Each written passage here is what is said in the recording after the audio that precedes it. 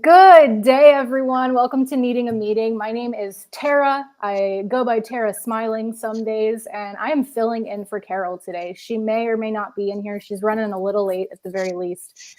I have the wonderful, the marvelous Ben Turner here. I think y'all saw me spit out some gum in the beginning of this stream, so I apologize. I was trying to get that done before, but I missed the mark on that. And now I've got an echo, so bear with me while I make all these rookie mistakes. So if you want to join us on the panel today, I would love to have your company. It's always nice to see new faces and returning faces here. I do have a topic in mind. Sometimes I like to wait a little bit and build up to the topic. But I'm wondering if for the purpose of today's discussion, if I might just throw it out immediately. So if you want, Ben, have you put the link out for people so that if you want to join us, just click the link that Ben is going to post. It may say Carol.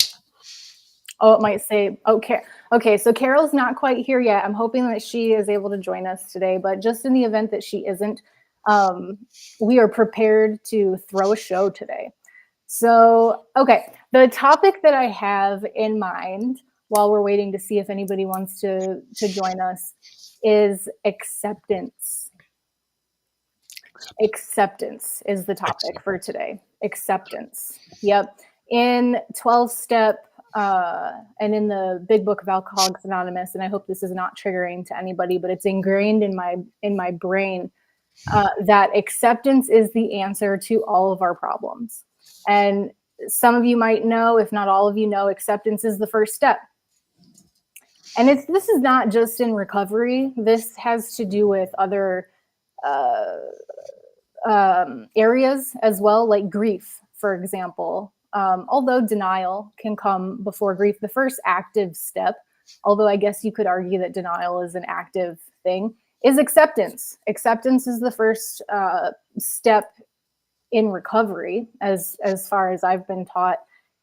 And I struggle with this personally. I struggle sometimes to remember that I do have a challenge with substances. Once I start engaging in substance use, I cannot stop. And that's when it turns to misuse for me.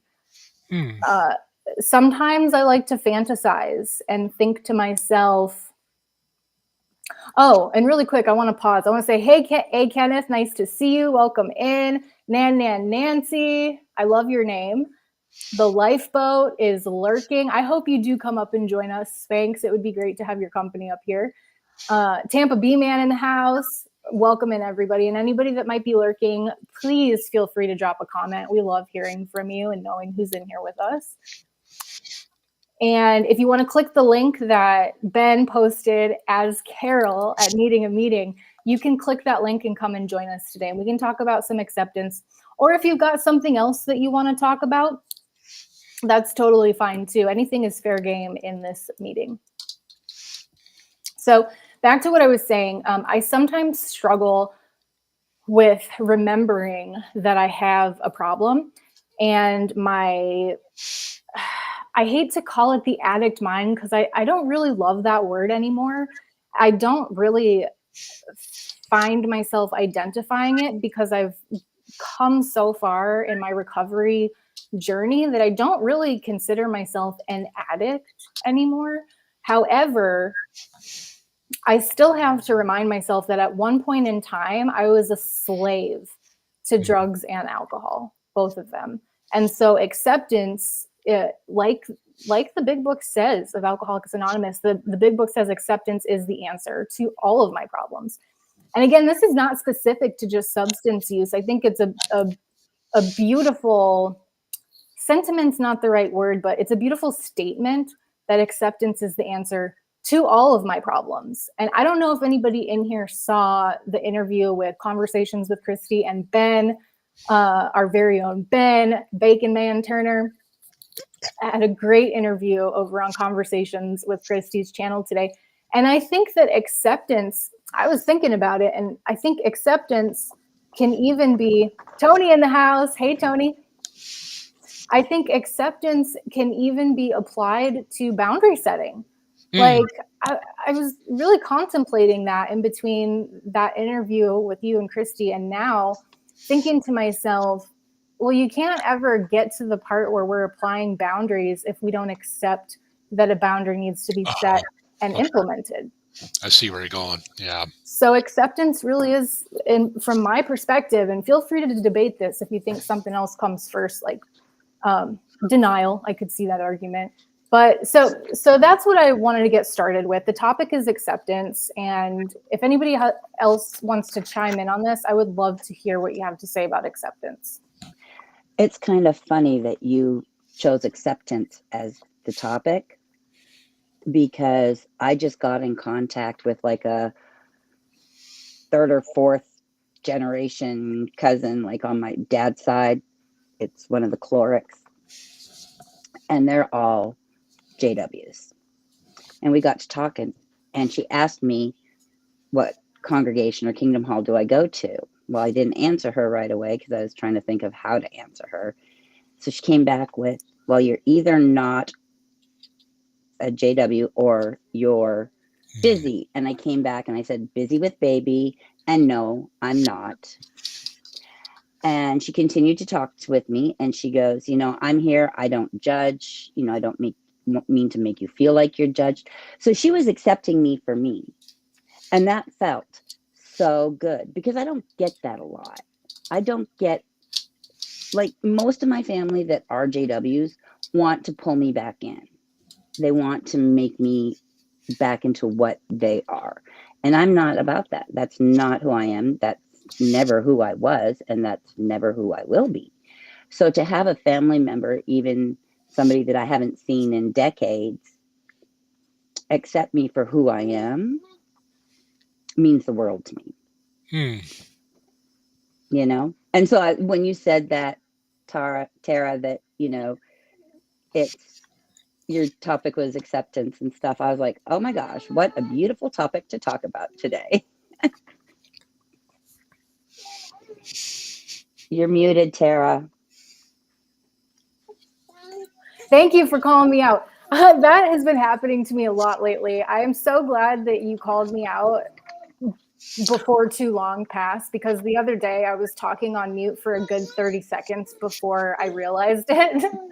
Well, I happened to see your lips moving but not hear your voice, so it had to be that you were either on mute or your mic disconnected. I accept that you joined my mute club.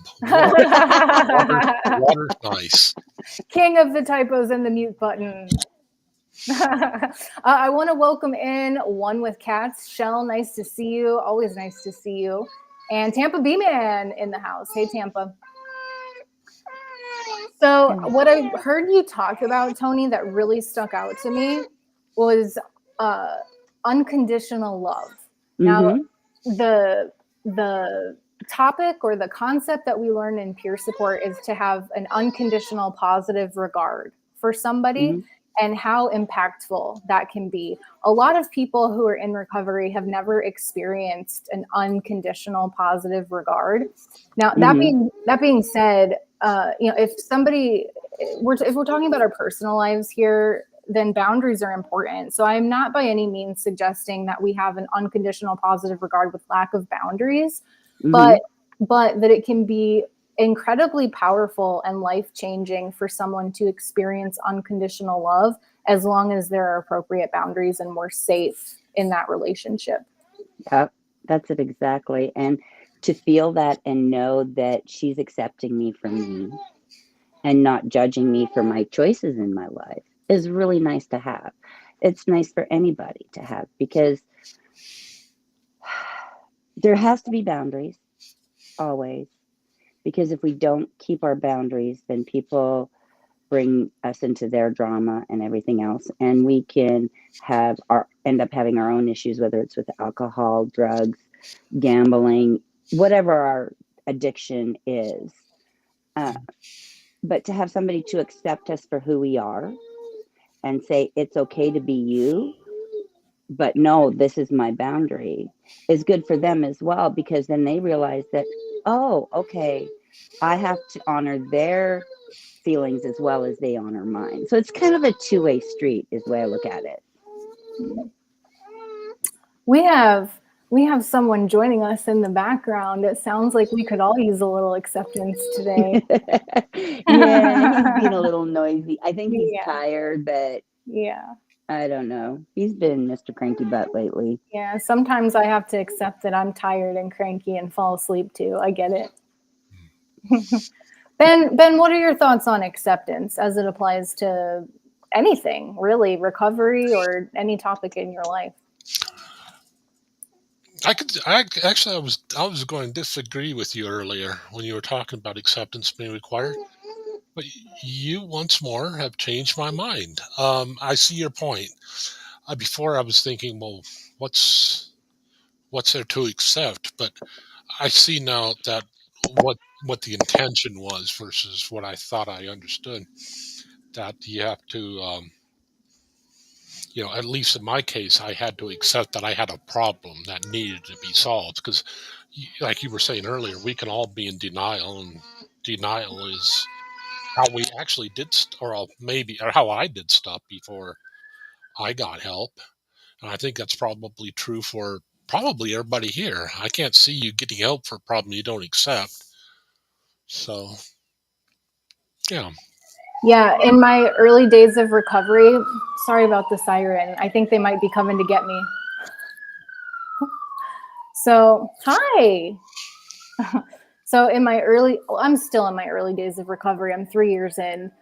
In my early days, like before I had a year, I jokingly would refer to the denial stage as step 0. And it actually caught on in my local home groups. I was really surprised that nobody had ever heard that before. But it makes a lot of sense to me that if you're in denial, you haven't actually gotten to the process of working any kind of steps, whether you're in 12th step or not. Yeah. There's got to be some starting point to a recovery. Sure. And if like you were just touching on, Ben, if we haven't accepted, if I had never accepted that I had a problem, let me backtrack for a second here and say that I stopped drinking several months before I discovered recovery and started working a program. And I couldn't stop smoking marijuana. That was the thing that I had to have. I had to be placed in a house that was clean and sober where I got drug tested. It was a safe house, and I got drug tested every week. The director actually called me today, and we had a nice chat. But I digress. I go on tangents sometimes, so bear with me. But before I got placed in that safe house and actually started working a recovery program, I would tell people when I had stopped drinking, but recovery wasn't on my radar. I didn't understand it was a thing at all. And people would offer me a shot, and I'd be like, no, thanks. I'm not drinking right now. I'm not an alcoholic. And I'd always put my hand out like that. I'm not an alcoholic. I'm just not drinking right now. And at one stage or at one point when I said that, someone said to me, they gave me the side eye, and they were like, if you have to say something like that, do you think you might have a problem? And that hadn't occurred to me at all. It was just like, well, I stopped on my own accord. Well, I paused. I would drink after that, like I wasn't quite done yet, but I did go through a period where I abstained, and I thought I had it under control because I could say no, which I had never tried at that stage. So anyways, at that point, I was still in denial. I was at step 0, as I call it, and hadn't quite got to the point where I'm like, you know what, I might actually have a problem that needs to be addressed. And that came later. Thank you, everybody. Yes, he's very cute. He's the baby grandbaby. He's the grandson number 5, and no granddaughters. Someone had a Kenneth. Are you able to see the comment from? It was the timestamp 134751. A Kenneth said, "I know I'm addicted to alcohol and can't drink ever. I'm very tightly controlled in my medication use too, because I know I have that one addiction, and I'm worried I might have others." Sensible? I don't know. What are our thoughts on this? It's smart, if you ask me, because if you have one addiction and Hmm. you stop one addiction, it's that much easier to pick up a new addiction. I can name you at least 3 addictions in my life right now that I have to be very aware of so that I don't fall into the habit of doing them. Like, I have to take all games, like phone games and computer games, off. Otherwise, I will spend insane amount of money on them. Hmm. And I don't have insane amount of money to spend on them. Yeah. Same with shopping. I have to be really careful. Like, I have the shopping apps and everything, but I don't allow myself to go into them just whenever I want, willy nilly. Hmm. I like decide if this is really something I need, and then I go from there. I'm addicted to tobacco. The one thing I'm not addicted to is alcohol and drugs. Mine are, but even though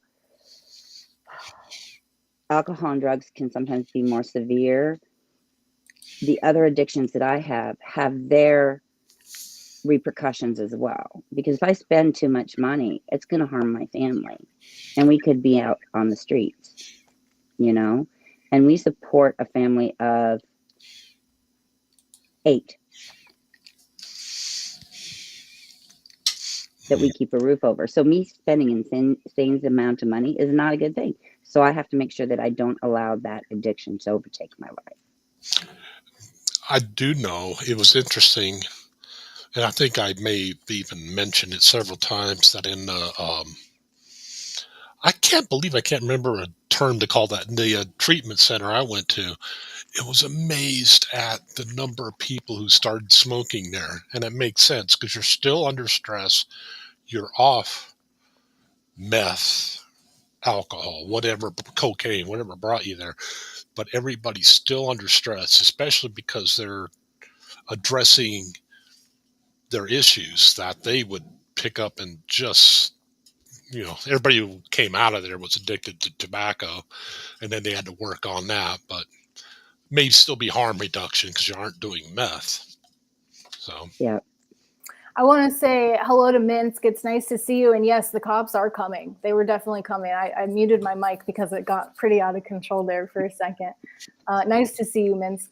And one other thing I wanted to say about A. Kenneth's comment is that, like, I cannot determine, whether or not someone else has a problem. That's for a person. It's a very personal thing for me to say, I had a problem with weed. I also had a problem with alcohol.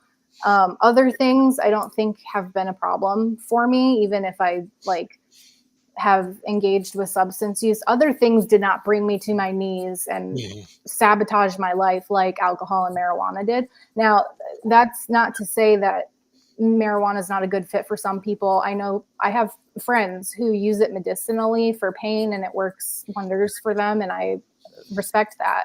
I personally can't use it. It's a sad day. It's a sad day because I had a very close and personal relationship with it, and I think it saved my life, as a matter of fact. During the period of time that I wasn't properly medicated by the nurse practitioner that I work with now, I think it served an important purpose in my life, and I might have not survived without it. But that being said, now I've got to the point of acceptance where I realize it was a problem for me, and it's a very personal decision. So to A. Kenneth's comment earlier, I think if you think you might have a problem, I personally think that it's worth looking at and facing it and being honest. I think honesty is like a really critical component here. Is it affecting your life in a negative way? Is it something that you want to stop and you can't? I checked those boxes with alcohol and marijuana. I had a very difficult time letting those go. So that's my 2 cents on it. I think it's a very personal decision, and I think it can be difficult to accept, but life can get better after that step is taken.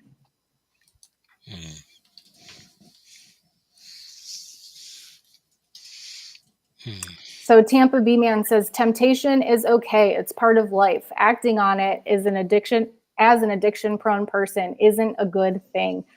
You know what you are capable of, D. Souza, good for you. And I think this is an important point too. It's like, well, if we have addictive tendencies, it's likely that it's going to trickle over into other areas of life. For me, I love caffeine, and people have very polarizing opinions on coffee and caffeine. My nurse practitioner did not like the amount of coffee that I was drinking when I started working with her. Now that I'm properly medicated, I only drink a couple cups of coffee a day, and it's more of a comfort thing. I don't need it as a jump start anymore. So even though it's a polarizing topic, caffeine is not interfering with my life in a negative way. It's not something that I want to stop and can't. So I continue to enjoy my coffee in the morning. Yes, I got to the same point. I had to give it up just to prove that I could. And then once I started back on, it's down to 2 cups. I think that's reasonable. Not that it's my business to determine what's reasonable in your life. It's not my business. But if you're comfortable with it, then I support your caffeine consumption. I go anywhere from half a pot to a full pot, which is a 12-cup pot. I used to be in that same boat, Tony. I could not get going in the morning without it. And it's kind of funny. It's not that it gets me going. I just love the taste of coffee. And so I enjoy drinking a cup of coffee. And depending on my mood or how I'm feeling, depends on if I drink 2 or 3 cups or 12 cups. So. Mayonnaise Entertainment in the house. Hey, Mayonnaise, nice to see you. I see your comment. I'm a addict. I see that. I hear that. I also used to identify that way. You know, when I think about it, everybody has some sort of an addiction of some kind. Some can be harmful, some cannot.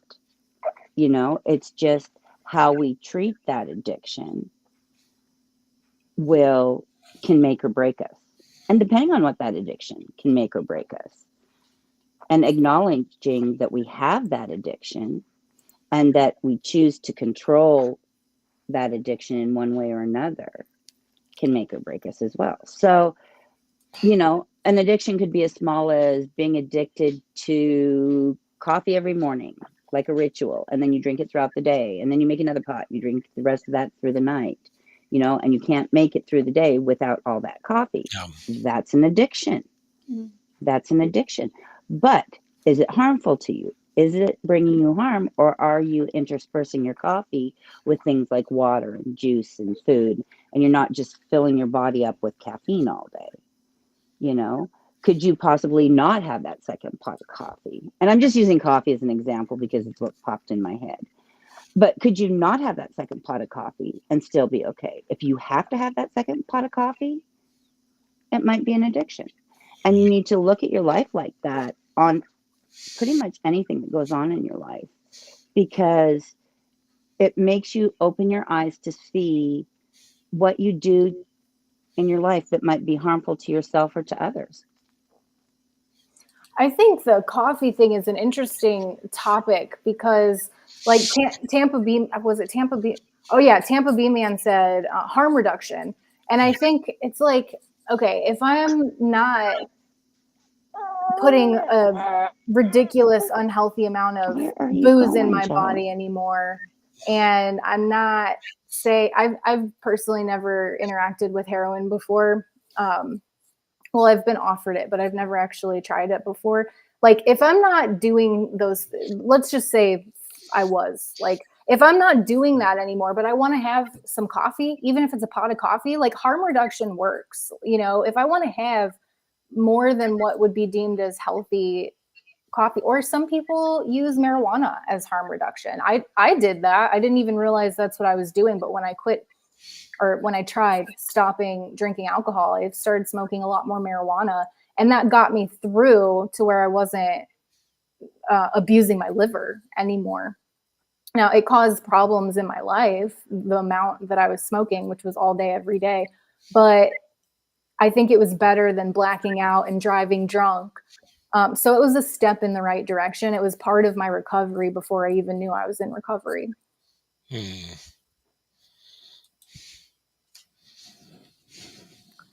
And another thing, I feel like I'm bogarting the floor here, but I just have so much to say in response to people's comments. Mayonnaise Entertainment said, I know I'm an addict and I always will be one. And I totally respect this opinion. I felt the same way at one point in time. I was like, once an addict, always an addict. Once an alcoholic, always an alcoholic. I believed that. And now that I've gone through peer support specialist training and have studied the 5 stages of change, I have a changing opinion. I wouldn't say that I'm in the extinction process, which is step 5. I still consider myself in recovery and not recovered, but I am open to the idea of eventually being recovered and not considering myself an alcoholic or an addict. I hesitate to use those words because I haven't drank in over 3 years, and I usually don't have a desire to. If I do, there's something going on that needs to be processed. But I think the stages of change, I didn't realize it existed until peer support specialist training. And it goes pre-contemplation, contemplation, preparation, extinction, or no, maintenance is number 4, and extinction. And I would say that I'm in step 4, the maintenance part, not extinction. But for some people, they can get to the point where they're extinct and consider themselves recovered. And I think that gives me hope that one day I will be free of this monkey on my back.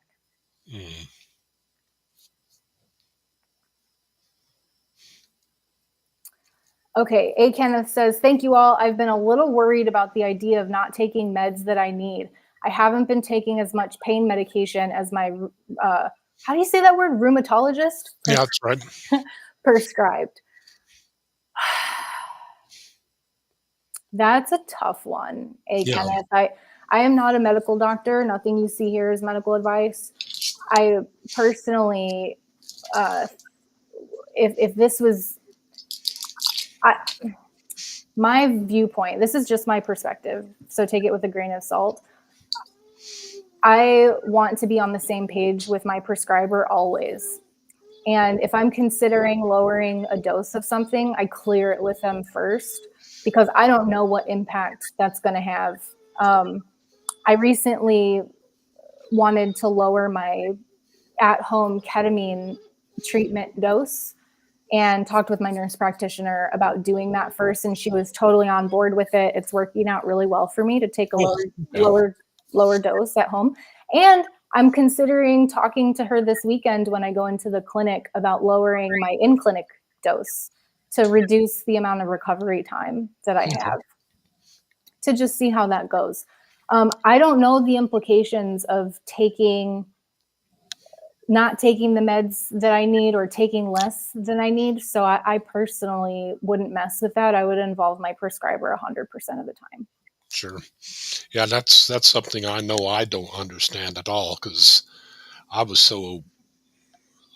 just blown away when, like, I found people were getting addicted to pain medication. I was thinking, well, you're taking it for pain, but it took me a long time to recognize that people were taking it that aren't in pain. But if you're in pain, it seems like that's there for a reason. I'm with Tara. You need to talk to your prescriber, your doctor, your rheumatologist, because of the fact that it is a pain medication. Yeah. Some pain medications, if you lower a dose too fast, you can have negative reactions to it. So it's really, really important to talk to your doctor about it. Now, if you're not in as much pain and don't need as much, and your doctor says it's okay, you can adjust it down, then definitely I fully support that idea. But don't mess with medications at all. Yeah. Even it's so dangerous. It really is. I'm on medications that I have to be stepped down off of to come off them. I can't just stop because it could have really bad effects on me. Yeah, withdraw is not something to play around with. And in my experience, I have a fantastic nurse practitioner. She doesn't want me withdrawing from anything ever. And so Yeah. that's why that was my biggest concern with one of the meds that I'm on that works on my dopamine receptors, is that like when I come off of this, am I going to withdraw? And she said she wouldn't let me withdraw. But the caveat there is that I have to include her in my process. Yeah. Yeah. That's the thing. And the thing is if you're in pain, that's what the pain meds are there for, is to help with the pain. But you have to be able to identify whether or not you're actually in pain or not. You know, and that's where the people get addicted to the pain medications, because they think that they need it when they really don't. And so they just keep taking it, and before you know it, they're addicted to it. I'm very aware of that. One of the things I used to take was, it's an anti-anxiety, Xanax. I used to take Xanax.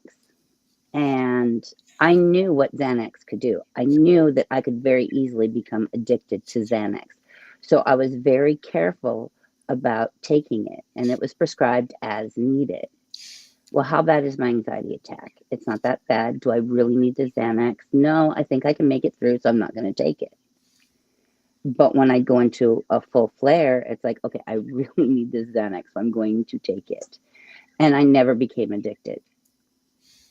But there's medications out there like that even just taking it like you should, you can become addicted to it. So that's why it's so important on prescribed medications to discuss it with your doctor. Absolutely. Absolutely. I see, Tampa, I've got a new neurosurgeon that does minimally invasive. Hopefully that'll happen for me. That sounds great, Tampa B, man. Minimally invasive. That's right up my alley. I hope. Sorry, go ahead, Ben. Oh no, I was just going to say it's amazing some of the stuff they can do now. It's so much better for the bod. I hope that happens for Tampa. Yeah. I had to have my gallbladder removed because I had stones and they just wouldn't go away. I have 2 little scars. That's it. 2 little itty bitty scars that came in and took it out that way. It was amazing. That's awesome. Yeah. So Minsk had that comment that you had up before, Ben, Minsk, what's your thoughts of the side effects of those medications? I'm guessing that you're asking the medications that I'm taking. That's all I can really speak to because I'm not a medical health professional. For me, and maybe you're not talking about the medications I take. Feel free to clarify, Minsk. My thoughts on the side effects of the medications that I take are that we have painstakingly, we being me and my nurse practitioner, we have painstakingly experimented with different medications until we have landed on the ones that work for me. I have tried several that have made me drowsy. No matter what time I take it, I was drowsy. So that one we tossed. One, Avelity was the name of it, made me feel drunk. I happen to be a body type, metabolism type that doesn't process Avelity correctly, and I felt drunk, and it wasn't a pleasant experience. It was really uncomfortable, and that happened after about 24 hours, which is a bummer because I was really hopeful that that medication would work for me, but it didn't. I have a positive side effect from one of the medications that I take. My baseline blood pressure is very low, like almost unhealthily low. And I started taking Wellbutrin not too long ago, a few months ago, and it's actually increased my blood pressure to where it's a healthy level now. So I would call that a positive side effect. I used to get dizzy sometimes, usually if I wasn't hydrated enough, but that doesn't really happen to me anymore unless I'm super dehydrated. So that's a positive. Or I don't think that's the correct term, positive side effect, because that means it exists, but it's a beneficial side effect. Sure. The ketamine treatment for me makes me very tired for about 24 hours after, which is why I want to lower my dose. But the benefits that I get throughout the week are so significant that it's a cost that I'm willing to pay for the benefits. So I think everybody experiences side effects differently, and it's really important to communicate the side effects, whatever they may be, to your doc, because something that you think is acceptable might not be. Like walking around feeling drunk is not an acceptable side effect for me personally.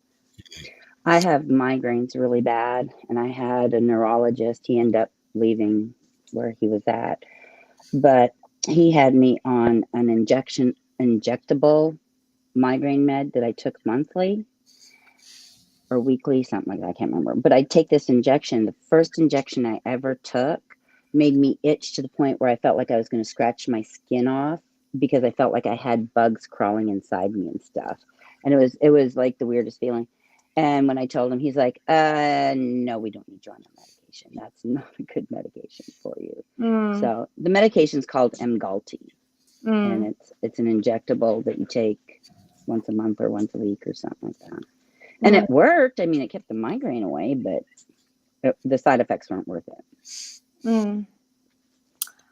You know what? A Kenneth's comment here. Yes, I'm in pain. I'm using a cane now limit my movement. It's too complicated for this meeting. I think I'm sorry. I hope that you get the support that you need and deserve. I am so happy to listen to you, and we can apply acceptance to this situation and say, like, it sucks that you're going through pain. I think definitely an open dialogue with the treating physician is the best outcome that could happen here, because I'm not a doctor. I wish I could help you. All I can do is offer peer support, but that's not going to fix the level of pain that you're in. Yeah, one of the things that stood out to me about how drugs can affect people differently, of all things, stevia. And I kept, well, what does this have to teach me? Depending upon your DNA, stevia will taste sweet to some people, but people who have this certain DNA marker, it will taste incredibly bitter to. And that is something simple. It's a sweetener. If DNA can affect that to where it's completely opposite, what drug, what painkiller medication will do to you, so yeah, I think it's very important to find something that works and something where you're having beneficial effects. Absolutely. Ray in the house. Hey, hanging with Mr. Ray. Glad you're here. Ray says it's bacon. I think he's talking to you, Ben. Maybe he's talking to his breakfast food too. Could be. Okay, so I find this to be a challenging comment, and it's not an attack by any means, but I saw it come through and I was like, what do y'all think about this? So a close friend of mine has scoliosis, and because we're addicts, a doctor won't help. So this is tough. Yeah, this is a really tough, really frustrating situation. What do y'all think about this? Ben, Tony? I'll let you go, Ben, first. Tag, you're it. Wow. You're welcome. Yeah, that is something that, honestly, is it something you can get a second opinion on? I like that. I mean, we get second opinions for, at least most of us get second opinions for dentistry. Yeah, and I'm curious about the implications of this. I don't know much about scoliosis, but is the fact that you're mentioning scoliosis, the fact that you're mentioning that there's a problem because of your history, that leads me to believe that there's pain involved. And there are natural remedies. Like, I'm not condoning marijuana. Like, I'm in recovery from marijuana. So it's really difficult for me to say, but I know that my nurse practitioner does prescribe medical marijuana to people with pain issues, and it's effective.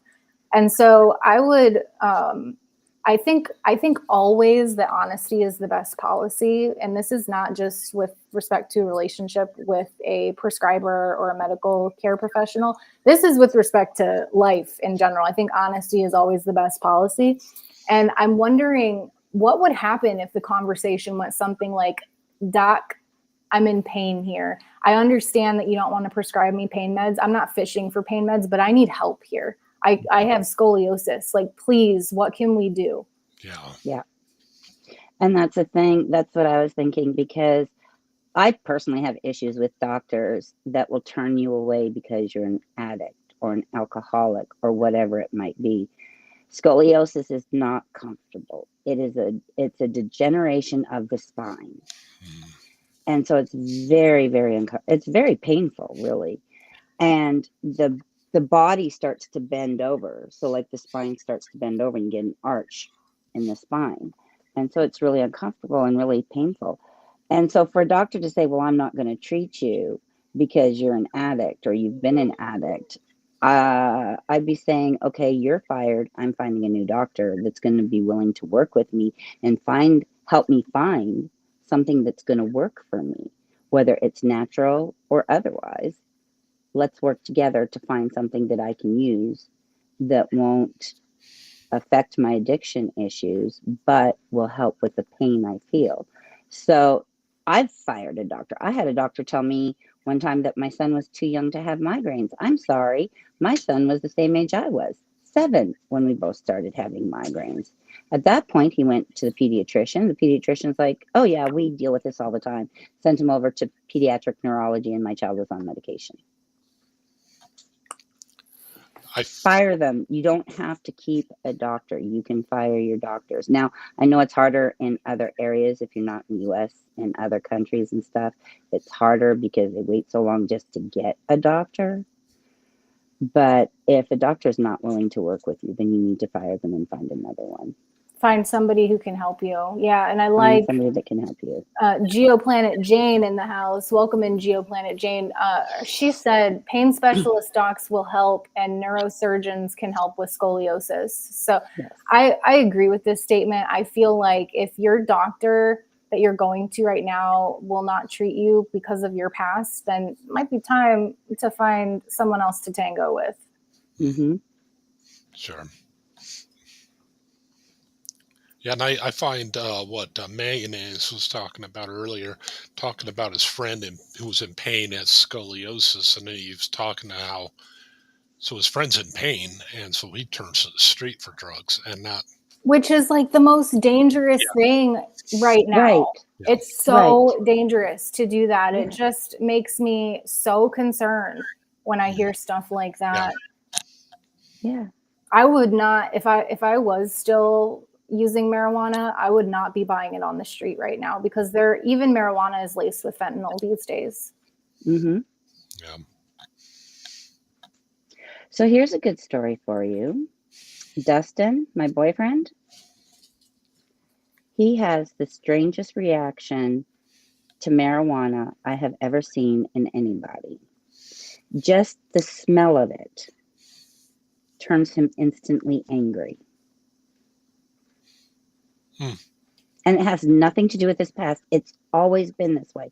He smells it, he's angry. We have a producing plant here in Columbia that's close to where he works too, and he has to drive by it every day. And as soon as he smells it, boom, he's angry. So he has to sit in his truck for a few minutes to calm himself before he goes into work so he doesn't take that anger into work. I've never heard of anybody that has had that kind of a reaction to marijuana. So he doesn't touch it. Smart. Because the first time I ever used marijuana, well, the second time I ever used marijuana, I had a reaction to it. I could not control my body. And I was like not convulsing, but my arms wouldn't stop. I had no control over my appendages. And I continued to use after that. Not smart. We don't always do what's best for ourselves. Go ahead. Sorry. No, I was just going to say that, that's just an example of how our different senses can even cause a negative reaction to something. So to be aware of that, One of the one of the saddest things I've seen was somebody with such great potential. He was one of my fellow drummers in the town I grew up in. Really talented guy. He was one of those people I really wanted to dislike because of his musical ability. He could pick up any instrument, kind of like oh, I can't remember the guy's name, but and he could play it. But he was a super nice guy. You couldn't even hate him. And of all things, he got messed up in of all marijuana that was laced with something. He got drug-induced schizophrenia, and he wanders the streets now. To this day, huh? Yeah, Wow, that's so sad. yeah. It's just a yeah. But and I guess that's the problem with the street drug too. You'd have no idea really what if it's pure or not. Right. You It know, is so dangerous now. I mean, it's always been dangerous, but it is more now than ever. Uh, yeah, it's like Russian roulette out there. yeah. You're literally about a 33 or a 15% chance. Yeah, Mm. Zelda Z says pain specialists will usually prescribe if you don't use more than they give you.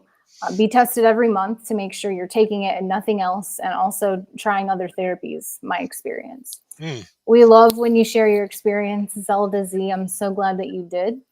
And I think a good pain specialist, like that's their job, right? Is to make sure that you don't have to endure unnecessary pain. yeah, So who said it earlier? Geoplanet Jane said earlier, regular doctor cannot help with either condition. Get to the best academic medical center for both pain specialists and with neurosurgeon. mm, I think these two comments yeah, are parallel and both really important yeah, because a primary care physician is not going to be able to give you the level of care that you deserve if you're experiencing pain. They're a good starting point. yeah, I started my mental health journey with mental health meds with my primary care physician, but I failed the first two treatments that they prescribed mhm, and went on to discover my nurse practitioner. How did I find her? I called my insurance and I asked for a psychiatric mental health or medical health professional who could prescribe psychiatric medication in my area. They gave me a list of 3 and told me if I needed more to call back. So I called all 3. I vibed really well with the front desk person at my current nurse practitioner's office. And that's how I selected to go see her. And I have had very good results with her. She knows her stuff. I failed a few treatments that she put me on too because I have treatment resistant depression, but we didn't know that until I continued to fail treatments. yeah, And now she's got me on a really good cocktail, if I do, yeah, want to use that term. So I think everybody who's saying here to work with a pain specialist or get a second opinion is onto something, because there are physicians out there who can help and support you. It's just a matter of getting connected with them. um, If you don't like the term cocktail, how about blend? Blend, okay. My blend of Medication? medication blend. Okay, sure. I think that's probably a better word because cocktail could be triggering. Yes. Yeah. Geoplanet Jane, weed now available has crazy high THC content, can be very difficult for many people. Totally agree with you, Jane. Towards the end of my run with marijuana, I was using really high THC content stuff and I needed it to function. It was very, I've heard Dr. Drew, I don't know if y'all have heard of Dr. Drew yeah, Pinsky. I love him, and he calls it dabbing with marijuana. He calls it like crackhead behavior. It's totally crackhead behavior, and you keep on going back every half hour or hour. mm, Scary stuff. Go Tara, ahead. can I ask you a question? Yeah, absolutely. Okay, so did you have anger issues when you were on marijuana? Like where you would, like if you didn't have it and something triggered you that made you upset, that you turned to anger right away? Absolutely. Yeah, there were times, especially because I was really frustrated with my living situation towards the end of my run. I was living in my car. I'd lived in it for 5 years at this point. And if I didn't have it, or if I hadn't had it, even if I had possession of it, but hadn't had it that day, little things would get to me, and I would just have these angry outbursts, and I'd start screaming, just like in the middle of the woods, like, God damn it, like just screaming at nobody. Also just feeling like I wanted to crawl out of my skin, and like I could not live in my own body if I wasn't high. Thank you. I think that my son has issues with marijuana. He's addicted. You're a peer support, right? Yes, ma'am. I might have him get in contact with you if you're okay with that. Absolutely. Yeah. He has a hard time with communication. And I think that you, out of anybody, would be able to understand what he's saying without like either taking it personally or turning it around, because he tends to talk backwards sometimes. I don't know if that makes sense to you, but he has this habit of, it'll sound like he's saying one thing, but really he means another. So if you can get on board with him, and you might be able to do something for him. So I'm going to talk to him and see if he'll contact you. Awesome. Yeah, he can reach out to me at terrasmiling@yahoo.com. I cannot type that into the chat. Ben, are you able to type terrasmiling@yahoo.com? And this goes for anybody who's looking for one-on-one support, or if you just want to chat, you can reach out to me at my email. Boom. Awesome. Magic. That's correct. Yay! Thank you. I'd be happy to talk with him, Tony. Although Thank you, Tara. It just dawned on me, who's the best person I could have him talk to, and who's the best person that could answer my question about weed, because I don't have that kind of problem. Okay, first of all, I'm not addicted to it. I have it for medicinal use because I have my medicinal card. My doctor prescribed it. And I use it when my pain is the worst. I'm high tolerant pain because of migraines. So I can take a lot of pain, but once it gets to the point where I just can't handle it, I take just enough of a hit to where it takes the edge off, you know? With Jonathan, he can't make it getting up first thing in the morning without taking a hit. Neither could I. I couldn't pee without it. Yeah. He can't do anything without it. So, yeah. No, it was coffee and weed first thing in the morning. Did you say Yahoo or Gmail? Yahoo. Yahoo. Yahoo. Almost like Yoo-hoo, that little chocolate drink you used to get. The really crappy stores that sold like what do you call those? Scorpions and glass paperweights and pecan logs. Yeah, I tried to get terrasmiling at Gmail, but somebody else had it already, and I couldn't find something that was easy and memorable with Gmail. So I went the Yahoo route. Gotta do what you gotta do. Yeah, it's working out great. So in terms of acceptance, I'm just thinking about all these conversations about working with prescribers, and I see how that could be applied. It's like, all right, the doc that I'm working with right now, not cutting it. I accept it, and now it's time to move forward. Right. I can see it with any kind of thing that we do in life. This isn't working out. I accept that. Now I need to move on to what's going to work for me. And that can be medications, that can be therapy, that can be where you live, that can be, I mean, life is eclectic. Run with it. If when we can, I feel like these substances, they crush our ambition. So Geoplanet Jane says, my late ex had so much potential. We'd completely destroyed his ambition. And I experienced the same thing. Me too. There's so much that I wanted to accomplish. Hey, Kristen, Melinda. There's so much that I wanted to accomplish when I was living in my car, but I was such a slave to that plant being marijuana, that I could not do anything. I was just constantly on a rat wheel, a hamster wheel, to get my next fix. Mm-hmm. But here's the thing. You can still accomplish those things.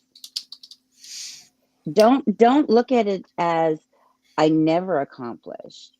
Look at it as I still have to accomplish. It takes it from the negative to the positive. Yeah. This is what I can't do. Well, can you really not do it? Or do you choose not to do it? Yeah. You know, again, can't, choose. Well, I am choosing sobriety and recovery, and I have to accept, speaking on the topic today, which if you're just joining us, the topic today is acceptance. And I want to apply that to my recovery. It's not just with respect to grief or with respect to substance misuse or mental health recovery that we can apply acceptance. I'm thinking about it in terms of what Tony just said. And like, you're right, Tony. I believe you. I can accomplish all the things that I dreamt about doing and wanted to achieve while I was in my addiction. I think the challenging part of it that I'm trying to accept and move on from is that I still, 3 years later, am cleaning up the mess that I created when I was out there. There are things that I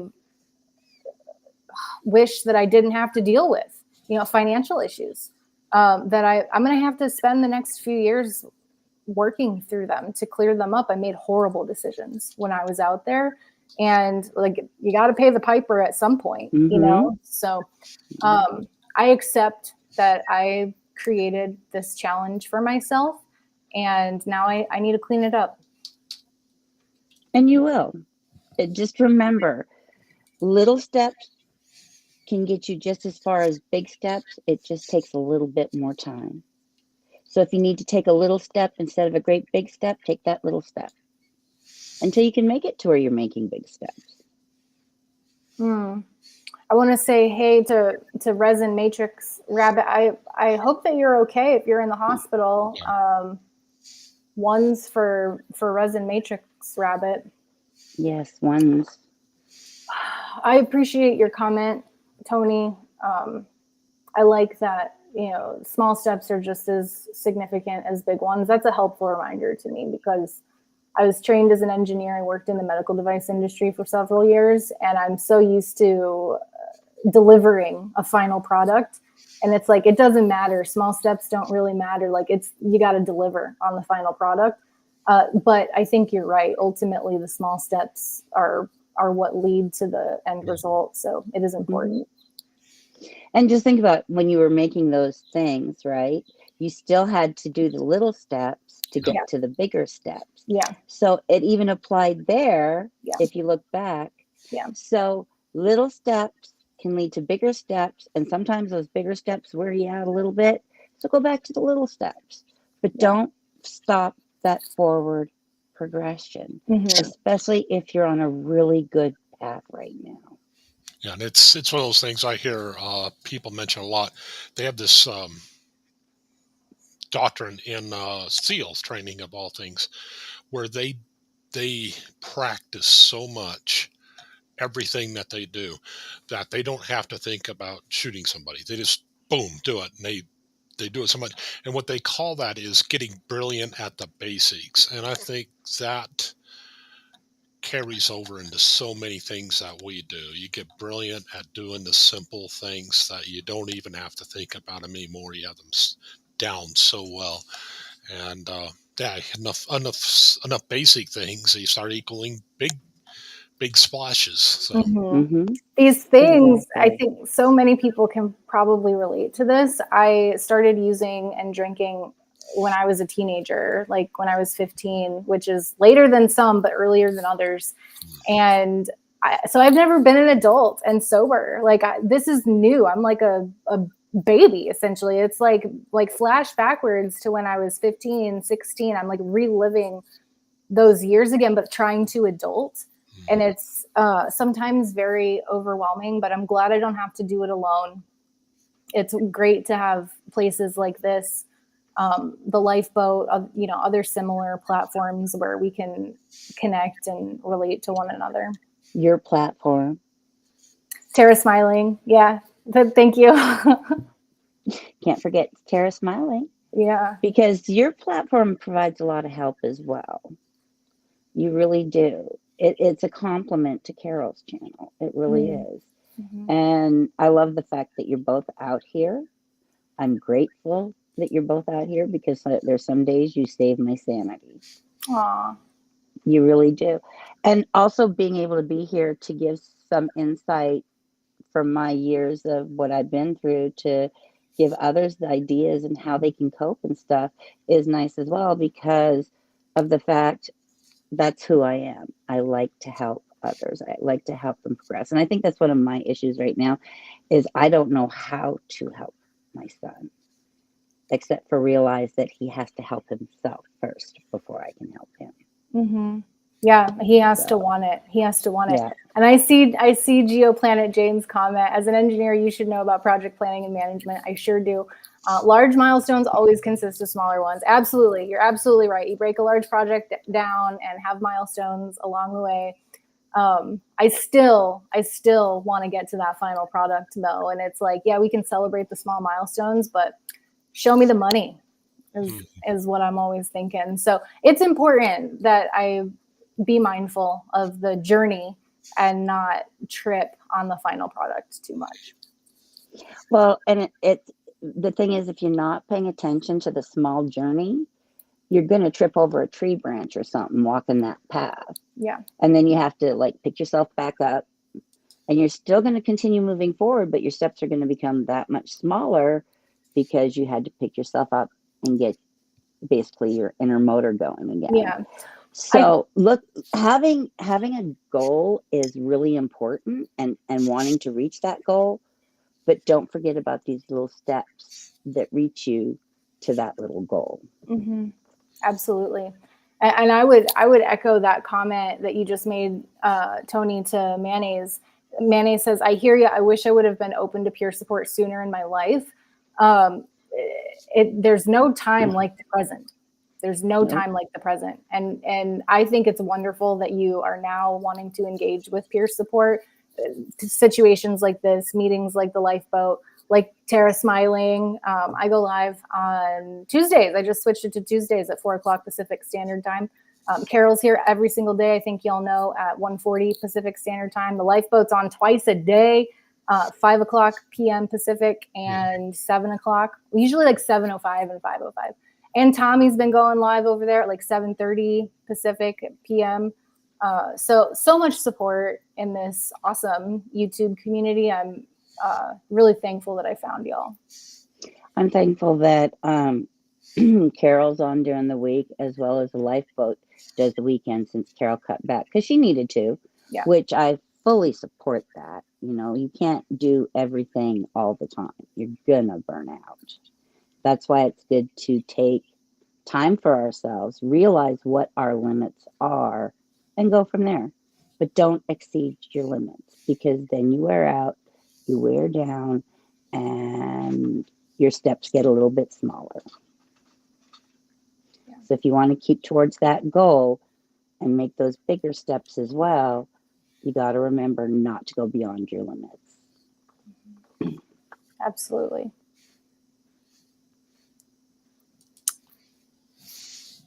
Think of it, I love this comment. Think of it as prototyping. Great designs and prototypes always precede a beautiful final product that people will pay for. You're so right. You're so right, Jane. And I love the prototyping process. I always got pushed along in concept phase as an engineer because I was always trying to be a perfectionist. And I told Ben this the other day. At some point, I was given a little quote from a fellow engineer who had started not long before me. And she came by. I was working tirelessly on a report during concept about a prototype model. And she said, shoot the engineer, ship the product. That's something I had to learn. Like, I totally hear what you're saying. It's so important to spend time in concept and developing the prototype and determining what milestones there are and like planning everything out and breaking things up into smaller pieces. I'm totally with you there. I had to learn though to just sometimes roll with what you've got. Like, you can only perfect something so much before you got to roll with what you got. And thank God I learned that lesson, because I'd probably still be writing that report if she hadn't shared that with me. Don't let the perfect be the enemy of the good. Yeah. That's the thing, you know, nothing's perfect. But when anything worth having is worth working for. I don't know if you've ever heard that saying before. Oh no. Minsk is going to go. Minsk, I hope you have a great night. It was nice to have you here. Kenneth, I missed, where are we at? Oh, she's back. Sorry, my lost connection. I don't know what happened. I was telling you that anything worth having is worth working for. Ben, you remember that comment, that saying? Yeah.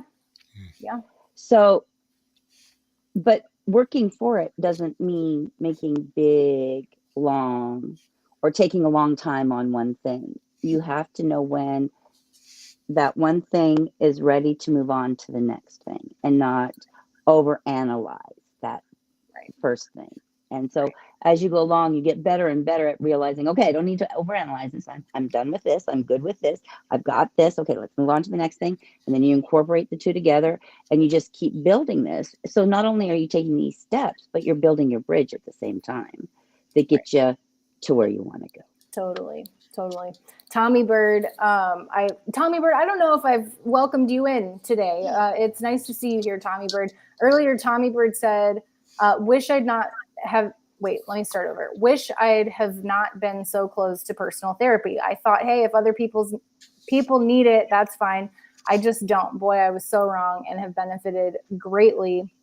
Oh, it moved on me. Benefited greatly from it. I can relate to this too.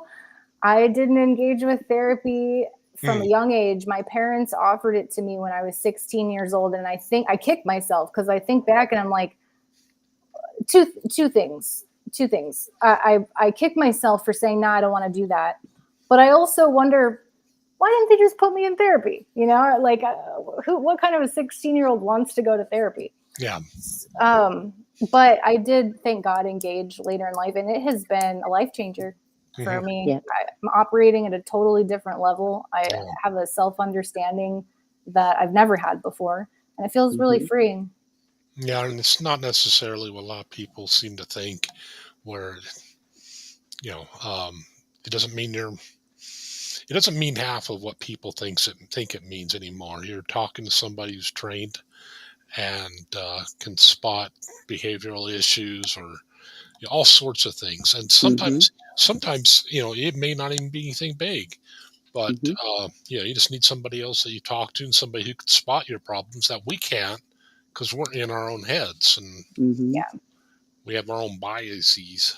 Yeah, and someone who's trained to help us process really, really challenging stuff. Because I could talk to my face turn blue to my best friend about something that happened to me when I was in second grade. But while she's always happy to listen to me, she's not trained to help me process it. And that's the value that I get working with my therapist, which I have a session scheduled with her this evening, and I'm looking forward to it. Good. Kenneth, the advent of peer support online is amazing. Some folks, myself included, have a hard time doing in-person peer support. Well, that's what people like me are here for, and I'm not the only one. There's so much virtual peer support, from the level of free to more private type of situations. Like, there's so much out there, and I think if it's like a doctor, it's like if one person doesn't work for you, try someone else. There's bound to be someone who's a good fit for you, or a group of people. I have gone through a couple different recovery groups before finding this one and the lifeboat. And I'm so happy that I didn't give up when the first few groups that I was vibing with didn't pan out for me. This group has been the best one I found. Ah, you're sweet, Tara. Thanks. Keep wanting to say Tara, but I know it's not Tara. It's Tara.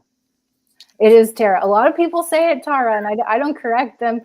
Actually, I have a story. I hesitate to tell it, but I started, so now I'm going.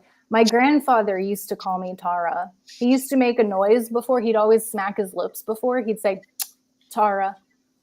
And I loved it. It was endearing. And so when people do call me Tara, it doesn't offend me at all, but it is Tara. And every time I tell that story about my grandpa, people start calling me Tara after. So I really shouldn't tell that story. Nope, you're Tara. Yeah, it's Tara. Now I think of Terre Haute. Indiana. Yep. Indiana. Yep. Or Tara from the movie Gone with the Wind. Yep, that's actually where I got my name. Sorry, I don't mean to talk about myself all of a sudden here. Real quick, I'll make it snappy.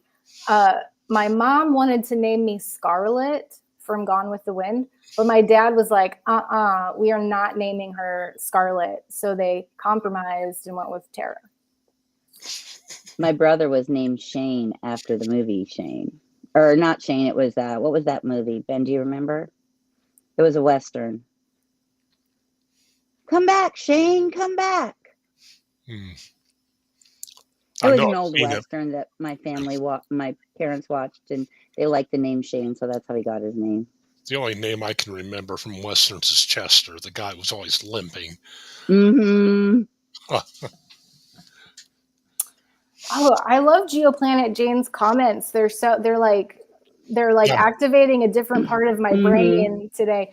If you can get a great investor, even if product is not final, you really do have something. Same with personal progress. You need to be your own great investor. Yeah. That is so interesting. That is so good. That is such a great comment, Jane. Thank you for sharing that.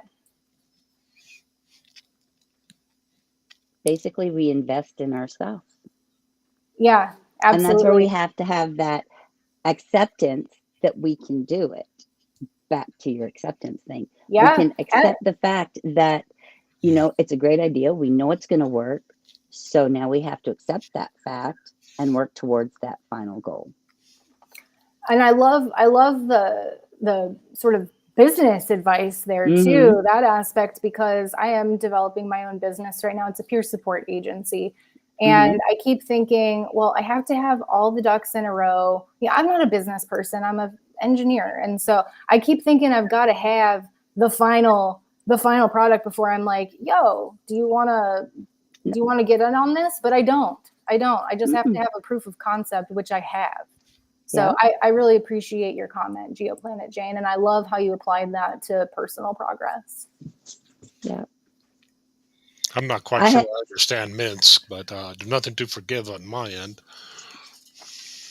I think he meant to tag Tony in that as well. Oh, okay. About personal stories? Just saying love and God bless. I think he wanted to include you there, but the names aren't displayed all the time. Yes, okay. Yeah. That's okay. I'm good with it. I don't usually see the comments anyway, so. Oh, another GeoPlanet Jane. You want to read this one, Ben? Therapy. I myself have never thought this way, but I know some people think therapy. Who, me? I'm not crazy. Yeah. Good comment. That's exactly what a lot of people, it has a negative stigma attached to it, even in today's day and age, which is odd because therapists are so much more common than they were 30 years ago. Yeah. But yeah, it's not about being crazy. It's not even necessarily about behavioral issues. A lot of times it's just about having somebody who's somebody who's trained, and they can offer a lot of good solutions. And do not have. I mean, I keep thinking of A lot of my friends are professional drummers. We all still have drum instructors.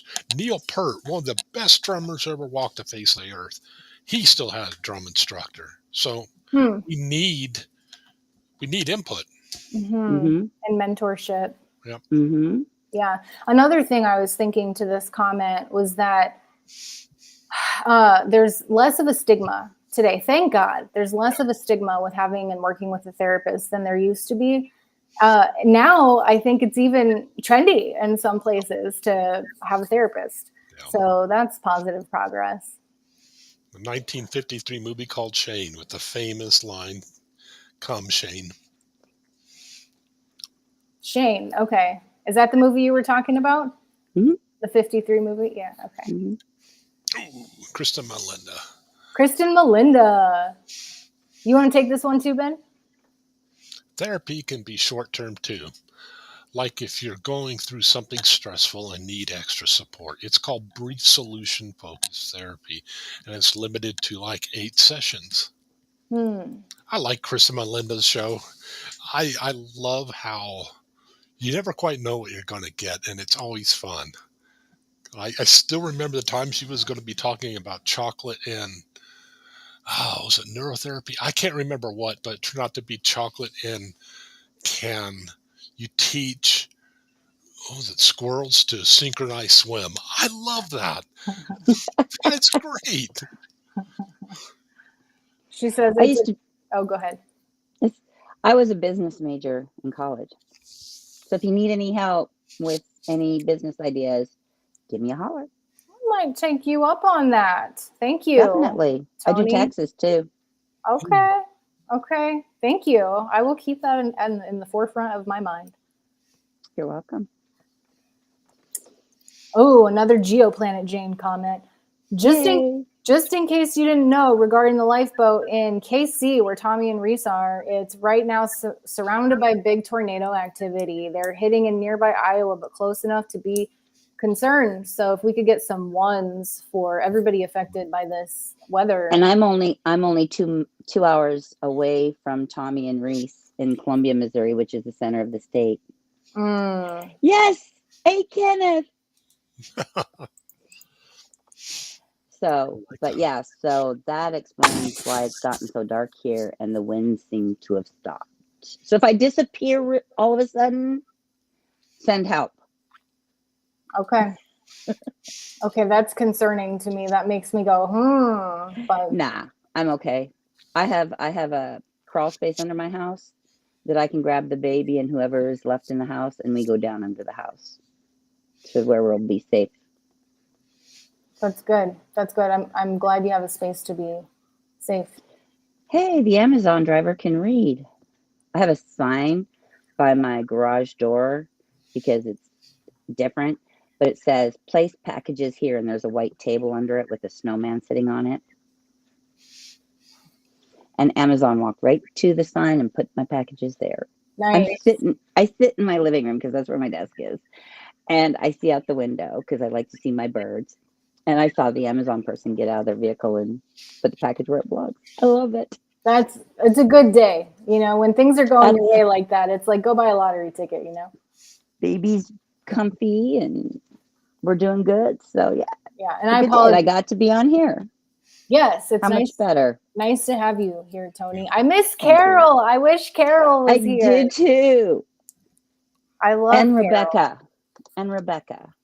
Oh, and it looks like we got Cosmic Christie in the house. Cosmic, hey, nice to see you, Cosmic. Hey, Cosmic. Cosmic says, I've been seeing a psychologist off and on, mostly on, since I was 15 or 16. I'm 44 now. I wish that was me. I wish I'd started seeing someone at 16. Yeah. Oh, I know what I was going to tell you, Tara. It's okay to wish to have started like that, but then would you be the person you are today if you had done the therapy back then? Probably not. Would you have the experience you have today if you had the therapy? But would that be the worst thing in the world? You know, maybe I'd be shacked up with a couple children who are doing really well, you know, like who knows? But right. I don't wish for my life to be anything other than it is right now. I'm really happy with the way it's going, even though I'm having to deal with some tough things right now. I accept that that's the case and I'm up to the challenge. And not only that, but look at all the help you're providing people. Oh, You could have been that stay-at-home mom with 2 great kids and a dog and a house, but how many people do you help that way? Whereas with your learned experience through life, you now have a platform to come on to that says, hey, look, I've been there. I know what you're going through. I know we go through things differently, but come on over. Let's talk. yeah. That's You're what I right. look at it. That's That's what I a look at it. wonderful perspective, and I really appreciate you for sharing that. That's how I've had to come to look at life. I always go, well, maybe if I did it differently, or maybe if I did this. And then I stopped thinking that way, realizing that if I had changed the course of my life back then, I wouldn't be the person I am today. I wouldn't have the help to offer that I have today. So, no, I like my life the way it is now. And I wouldn't change it for the world. Yeah, right. Fair winds and following seas, Cosmic. Henny! Hey, Henny. Hi, Annie. Nice to see you. Did you have your coffee today? Coffee. I've got to Coffee. work on that. I still want her to do the quote, say hello to my little friend. I know that was said by somebody with a New York accent.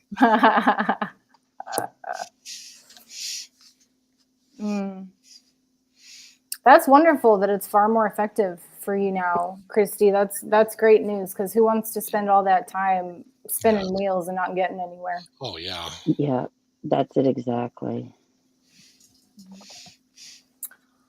So, everybody. Oh, go ahead. I was just going to really quickly say, if I was around Henny for too long, I'd pick up on her accent because I'm accent sensitive. Are you? I think I am too. I spent some time in Canada and say A every once in a while. People guess that I'm from Canada more than they guess places that I've actually lived. I'll take it. Canadians are awesome. I'm Canadian, although I live in Missouri. Yeah. I didn't Born know and that. raised. Oh, Born and Canada, raised eh? in Canada.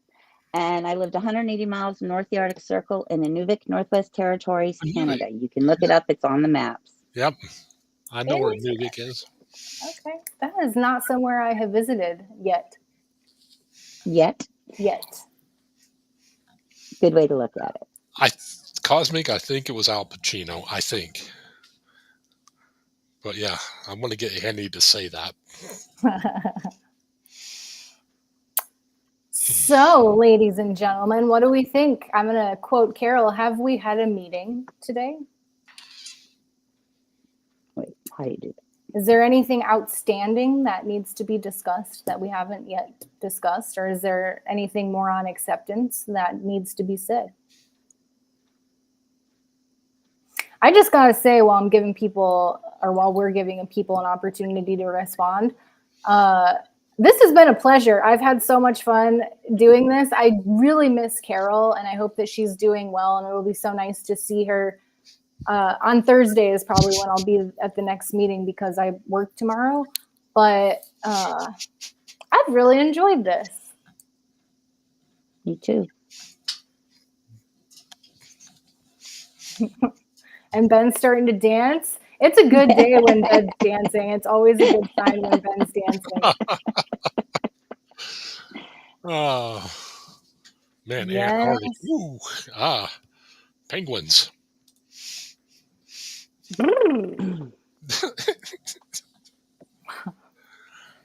So I see some threes. I don't see anything other than threes. I'd give it a good solid 3 as well.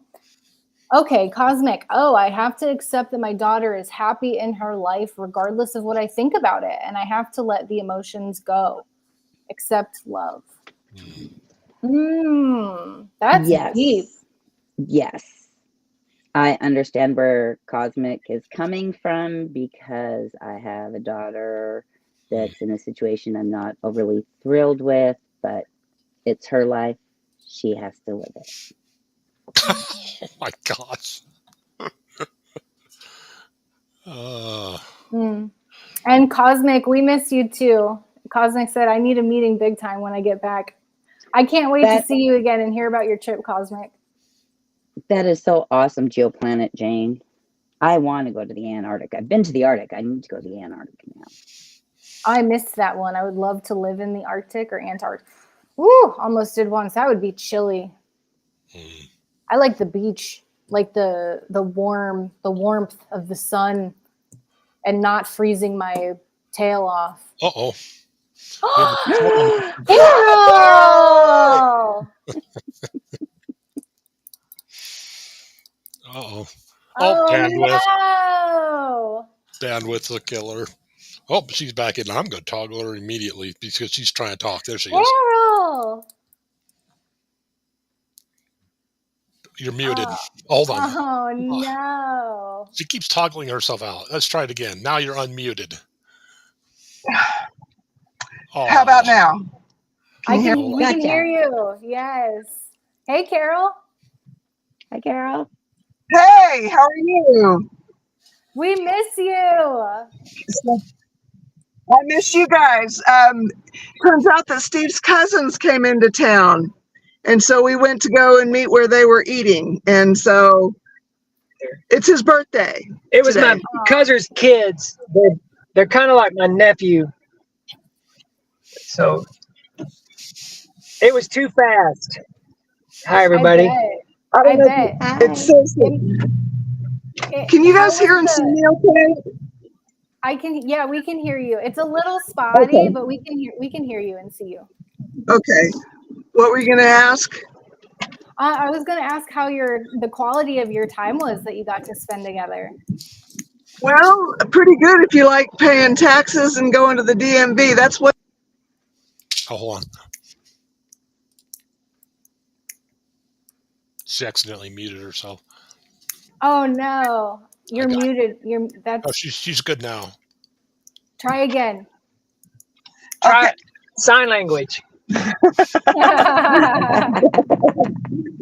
If you like paying taxes and go and sitting in the DMV for 2-3 hours, he had a great birthday. If you like that. Carol got to go shopping, and then I still wasn't done, so she got to go to the thrift shop. To go to Aldi to get some groceries, non-perishables. And nice. I think I misunderstood. My brother's birthday is tomorrow. Well, happy birthday to all. So you were born one day apart from one another? Yeah. Dang! 5 years, 364 days. Okay. It was almost what his are birthday. the chances?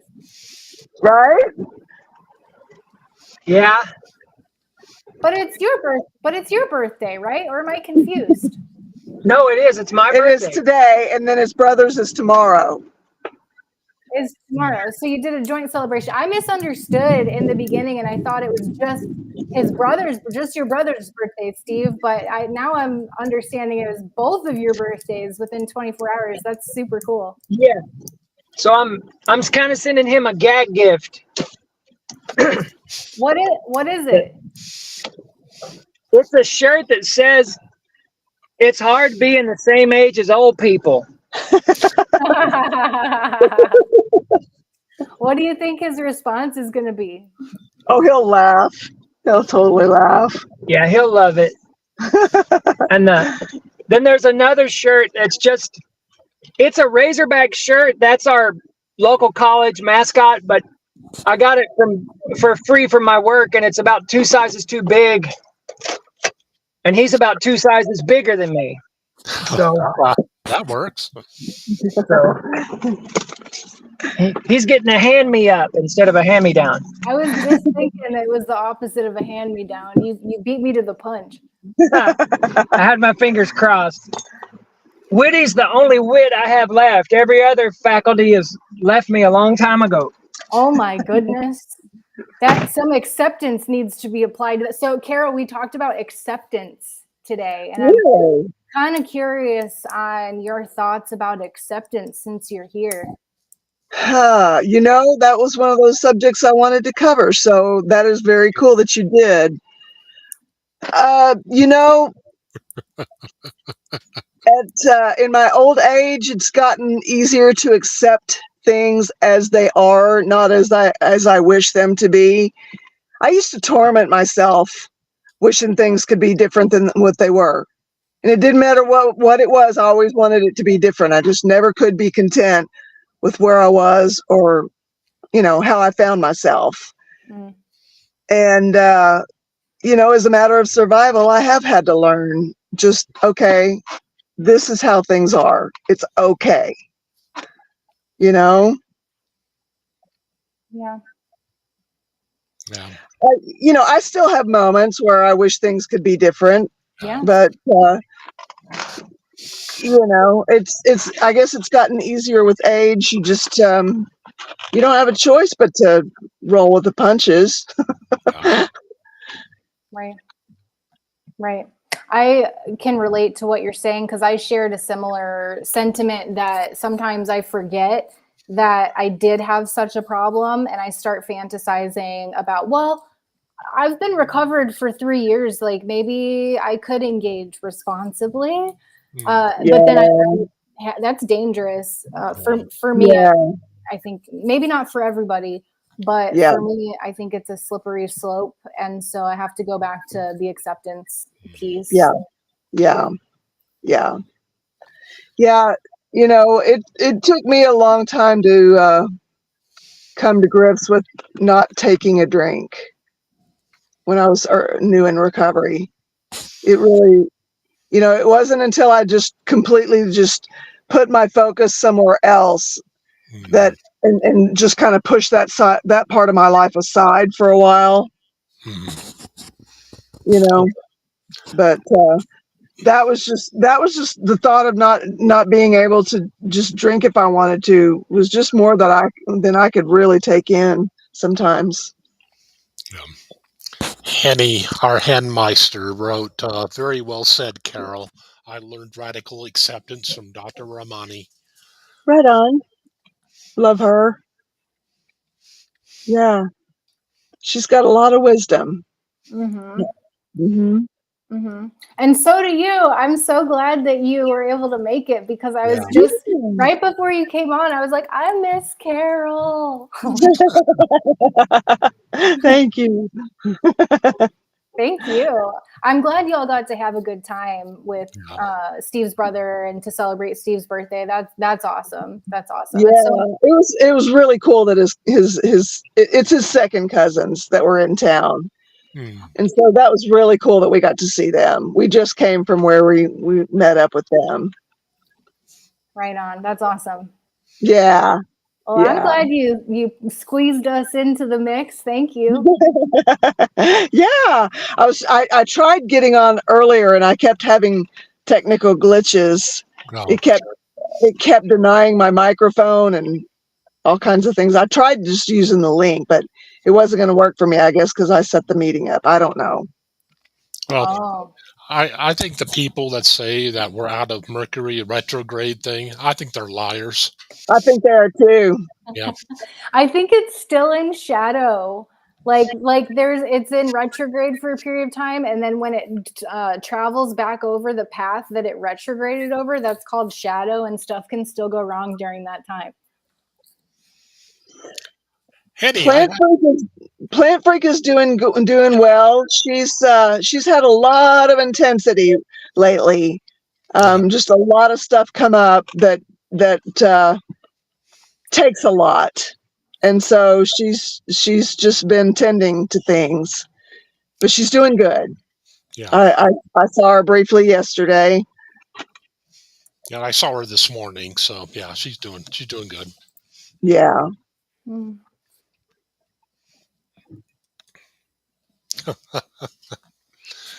Well, I'm glad you had fun. You needed it. Yeah. I mean, if you call the DMV fun, I guess it is fun. Absolutely. Well, I paid a quarter of our farm taxes too. That felt pretty good. Feels good to have it a distant memory. Yes, it does. Yeah. Well, I know I can handle it without stress this way. Mm. Mhm. And Mhm. somehow I crisscrossed another driver here who probably is, their birthday will be twice my age. They'll be 110, but they didn't hit us. So actually, she didn't look a day over 89.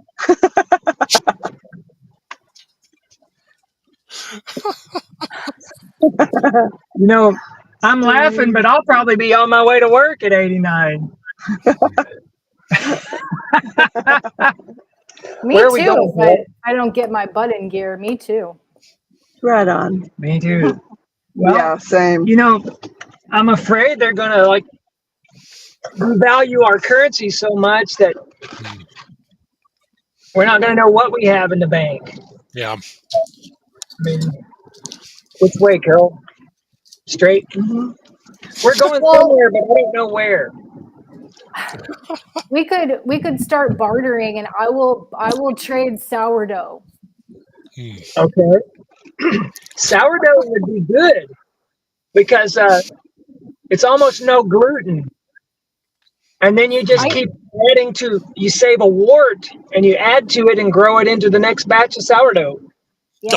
Oh. Yeah, I actually have made a gluten-free sourdough starter before. His name was Rico, and I had to let him go. And speaking of sourdough starters, I know it was really sad. I was living at shelters, and I just couldn't keep up on it. But today is Vicky, my current sourdough starter. It's her 1-year birthday today. Wow. Well, happy birthday, Vicky. Even Vicky though, I mean, they're like, I forgot the parts per million, but like a regular sourdough is like 80 or 100 parts per million gluten, whereas regular bread is 10,000 or 100,000. I mean, it's a large percentage of gluten. I did not know that. I also forgot that we had a birthday in the house, and now come to find out we have 2 birthdays in the house today. The gluten is eaten by the sourdough process, Mm. according to a friend of mine, and I count on him because he's smarter than me. So I'm gonna rename Vicky for her birthday. And Steve's birthday. She's now gonna be known as Vicky the Gluten Demolisher. Oh, cool! Okay. That is a great name. That is. Because I'm a sourdough demolisher. Well, if we have to go back to bartering, I will gladly make y'all some sourdough.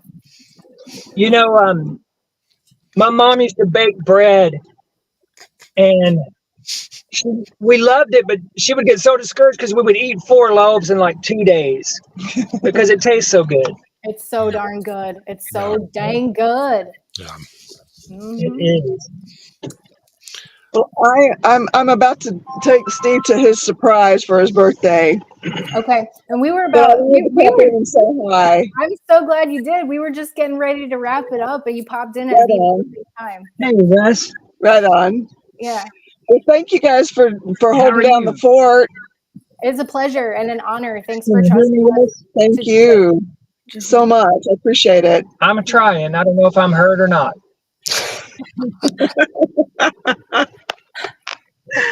He's talking to his brother. Well, I love you guys, and see you tomorrow. I love you too. I'll be working tomorrow, but hopefully I'll see Okay. you. I think I'm working on Thursday too. I'll probably see you on Friday. Okay, that sounds good. Okay. Bye. This is the super broken phone. It's the backup to my other broken phone. He's hilarious. She's back. I got a screen and fixed it, and then I broke it. So Next screen. and she's back again. Oh, she turned herself off. Okay. I got asked to join the steering committee for the company that I just got a job with. Mhm. So I have that on Thursday during this meeting. It's an honor to be on the steering committee, but I won't be able to make this meeting. Good for you, though. That is quite a boon to throw in your cap. Oh, You I don't have a know. cap, but you need one. It's nice, but I love this meeting. I'll miss y'all. Oh, I wish I could say something else to say to that, but I got nothing. That's okay. Silence is sometimes in order.